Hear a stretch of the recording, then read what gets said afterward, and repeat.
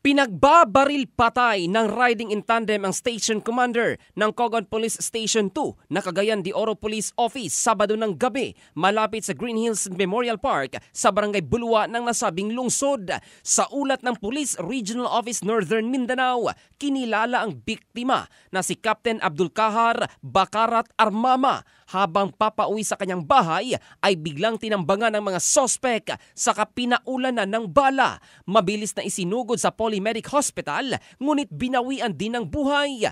Agad namang bumuo ng task force ang Cagayan de Oro City Police Office at siniguro ni Police Brigadier General Jason De Guzman, PRO-10, Acting Regional Director, na tutugisin ng batas ang mga responsable sa pagpatay sa opisyal na kilala dahil sa paglaban sa iligal na droga. Samantala, umani naman ng batikos ang Cagayan de Oro City Police dahil sa ginawang pagsasayaw kasabay sa flag raising sa City Hall nitong Lunes dahil kawalan umano ito ng respeto at simpatya para kay Armama at sa pamilya. Humingi naman ng paumanhin ang COCPO at nilinaw na nakaschedule na ang presentation ng pulisya na siyang host ng flag raising bago pa man ang nangyaring pagbaril sa biktimang opisyal.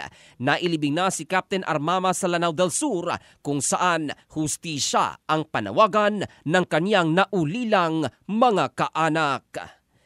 In the heart of changing lives, ito si Jofel Candado ng Brigada News Philippines, the Music and News Authority.